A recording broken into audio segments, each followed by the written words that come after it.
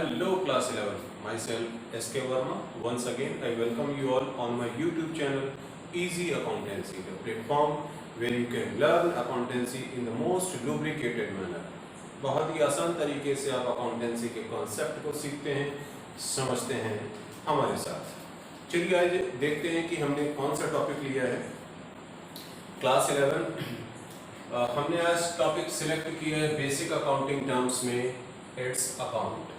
देखिए अकाउंट की अगर हम बात करें, आप लोगों ने सुना होगा ये टर्म कि बैंक अकाउंट, ठीक, बेसिकली ये टर्म तो जरूर आपने सुना होगा कि बैंक में अकाउंट है। तो अकाउंट का मतलब क्या होता है, ठीक है। अगर हम बिजनेस में भी ढेर सारे ट्रांजेक्शन्स करते हैं तो उन सारे ट्रांजेक्शन्स के लिए आप डिफरेंट अकाउंट्स बना करके चलते हैं। तो बेसिकली अकाउंट क्यों बनाया जाता है, अकाउंट का क्या मीनिंग निकलता है, ठीक है। चलिए देखते हैं क्या बता रहे हैं हमें कि it's a kind of record of transactions under particular head. क्या करना है हमें, एक पर्टिकुलर हेड में, एक पर्टिकुलर हेड के अंडर नंबर ऑफ ट्रांजैक्शंस जो उस हेड के किए गए हैं, उस पर्टिकुलर हेड के अंडर में किसी एक जगह आप उसको रिकॉर्ड करते चले जाते हैं, ठीक है। जैसे मान लेते हैं सैलरी, तो सैलरी कई बार आपने दी होगी साल भर में, ठीक, या वेजेस, तो वेजेस कई बार पेमेंट किया होगा, ठीक, या इसी तरीके से कोई रिसिप्ट कमीशन मिला तो कमीशन कई बार मिला होगा, ठीक। तो अब अगर आपको ये निकालना हो कि ऑन पर्टिकुलर डेट कितनी हम सैलरी दे चुके हैं, या कितने का कमीशन हमें मिल चुका है, या कितने की सेल हमने कर ली है, तो ये एक पर्टिकुलर हेड आपने सपोज दैट सेल निकालना है, तो सेल के हेड में आपने सेल से रिलेटेड सारे ट्रांजैक्शन उसमें लिखे हुए होंगे, ठीक, आपने रिकॉर्ड करके रखे होंगे बिजनेस में। अकाउंटेंट ये रिकॉर्ड करके चलता है बिजनेस में, ठीक, ताकि अगर उसे स्पेसिफिक डेट पर क्रोनोलॉजिकल वे में उसने जो भी रिकॉर्ड किया है सेल्स का, कि किसको किसको सेल की क्रेडिट की या कैश में की, ठीक, तो एक पर्टिकुलर डेट पर अगर उसका वैल्यू निकालना चाहता है तो वो निकाल सकता है, ठीक है। इसी तरीके से किसी अगर असेट की वैल्यू निकालनी है पर्टिकुलर डेट पर, लायबिलिटी की वैल्यू निकालनी है पर्टिकुलर डेट पर, तो वो भी उस पर्टिकुलर हेड के उस असेट के कैश हो सकता है, फर्नीचर हो सकता है, मशीनरी हो सकता है, ठीक, तो उसको आप वहां पर आसानी से इसके अकाउंट में रिकॉर्ड करते जाते हैं और किसी भी स्पेसिफिक डेट पर उसको उसकी वैल्यू को आप निकाल सकते हैं, ठीक है। तो or a particular head asset liability, it not only shows the amount of transaction, मतलब इसमें आपको केवल ट्रांजैक्शंस के अमाउंट के ही बारे में नहीं बताता है कि 2 लाख रुपए, 4 लाख रुपए, 10 लाख रुपए, या 1 रुपए, 2 रुपए, 10 रुपए, 50 रुपए, केवल ये अमाउंट के बारे में ही नहीं बताता, बल्कि ये भी बताता है कि गया या आया, डायरेक्शन के बारे में बताएगा, ठीक है। यानी डेबिटेड और क्रेडिटेड उस अकाउंट में आपको ये पता चल जाएगा कि वो अकाउंट पर्टिकुलर अकाउंट जो है वो किस अमाउंट से किस डेट पर डेबिट हो रहा है, या वो किस अमाउंट से किस डेट पर क्रेडिट हो रहा है, ठीक। तो उस अकाउंट का बैलेंस आप किसी भी डेट पर आसानी से निकाल सकते हैं उसके रिकॉर्ड के अकॉर्डिंग, ठीक है। So this is about account. तो it shows basically effect and direction both, okay. Now next term we are taking it is capital. So the amount invested in an enterprise by the proprietor, यानी जो business में maximum risk लेता है वो कौन होता है, प्रोप्राइटर होता है। अगर हम सोल ट्रेडर की बात करते हैं, ठीक है, सिंगल ट्रेडर की बात करते हैं, तो प्रोप्राइटर रिस्क लेता है।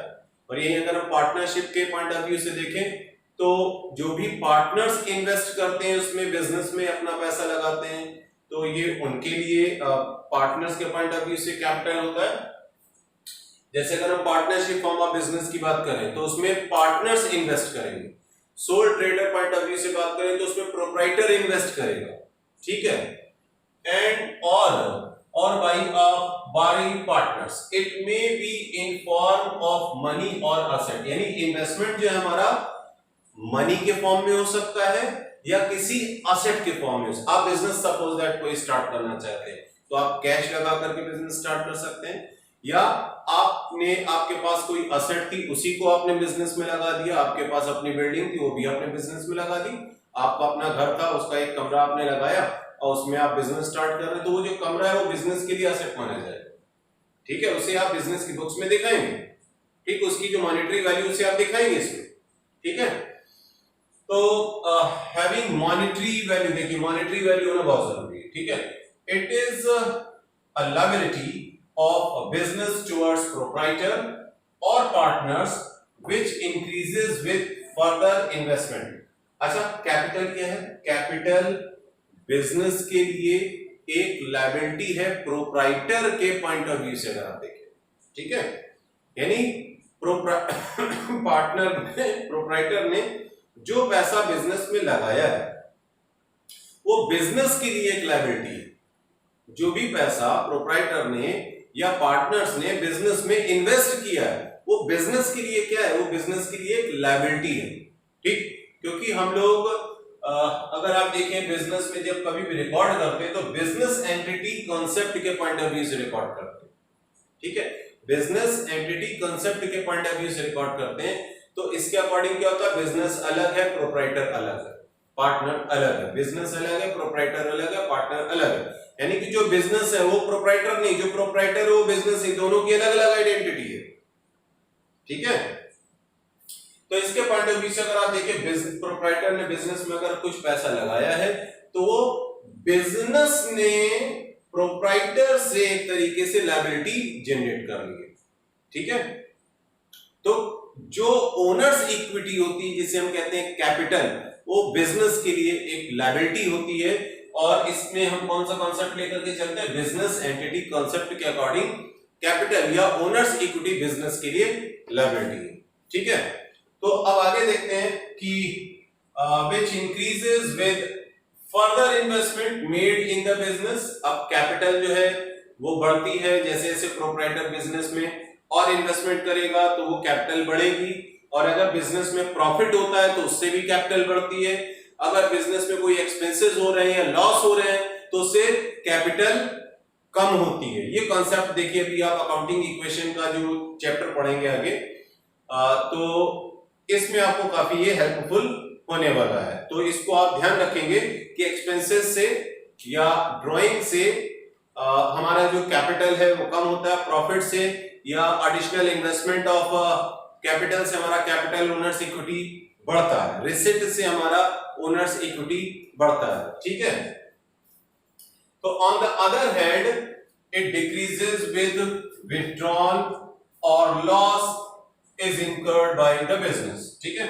इन केस ऑफ कंपनी, ये तो हमने समझा अभी सोल ट्रेडर के पॉइंट ऑफ व्यू से और पार्टनरशिप पॉइंट ऑफ व्यू से, लेकिन one more form of business is there that is company form of business, that is company form of business. Company form of business जहां पर बहुत ज्यादा capital की जरूरत होती है, ठीक है, तो वो सारी की सारी कैपिटल डिफरेंट डिफरेंट इन्वेस्टर्स के थ्रू बिजनेस में इन्वेस्ट करी जाती है, स्मॉलर डिनोमिनेशन स्मॉलर कंट्रीब्यूशन के पॉइंट ऑफ व्यू से। हैवी इन्वेस्टमेंट रिक्वायर्ड होता है लेकिन सारा का सारा इन्वेस्टमेंट कोई इंडिविजुअल नहीं कर रहा होता है या लिमिटेड नंबर ऑफ पार्टनर्स नहीं कर रहे होंगे।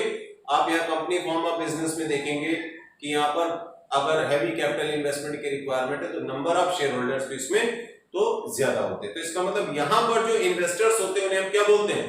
शेयर होल्डर बोलते हैं। क्या बोलते हैं? शेयर होल्डर बोलते हैं, ठीक है। तो in case of companies contributions of capital, contributors of capital are known as share holder. तो बिजनेस एंटिटी कॉन्सेप्ट हमने आपको बताया। देखिए अकाउंटिंग इक्वेशन का एक बेसिक इक्वेशन जो होता है वो क्या होता है? Capital is equal to asset minus liability. अगर हम बेसिक अकाउंटिंग इक्वेशन के पॉइंट ऑफ व्यू से देखें तो basic accounting equation that is asset is equal to liability plus capital, या अगर हम कैपिटल के पॉइंट ऑफ व्यू से देखें तो क्या बन जाएगा? Assets minus liability. So this is about capital. Now next term that we have to take, see capital is also known as owner's equity or is also known as net worth. These are different terms used for capital. Okay. Now next you see drawing.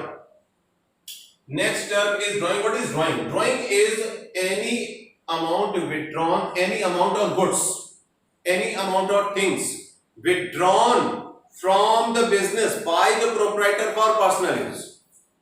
Withdrawn from the business by the proprietor for personal use, यानी इसका use जो है कौन कर रहा, proprietor, partner, अपने personal use के लिए। अगर उसने बिजनेस से कुछ निकाल लिया, कुछ कैश निकाल लिया, कोई सामान निकाल लिया और घर का कुछ अपना खर्चा उसने चलाया, तो इससे क्या होगा, ये ड्राइंग है। ड्राइंग क्या होता है, पर्सनल यूज के लिए अगर बिजनेस से कुछ विड्रॉल हो रहा है, प्रोप्राइटर कर रहा है या पार्टनर कर रहे हैं, तो इसको आप ड्राइंग बोलते हैं। ठीक है, तो ये जो ड्राइंग है ये क्या करेगी, ड्राइंग कैपिटल को डेबिट कर देगी, कैपिटल को ये कम कर देगी। ठीक है, तो इसके बाद देखेंगे कि drawing made by proprietor partner are debited to drawing account, it is deducted from the capital while preparing balance sheet, यानी कि जब आप बैलेंस शीट बनाएंगे तो वहां पर आप ड्राइंग को कैपिटल से डिडक्ट कर देंगे। So we have taken these terms, one is account, another is capital, then we have discussed drawing, and the topic we have taken basic accounting terms. So these terms we have discussed today. Hope you all have understood these terms. Thanks for watching the video.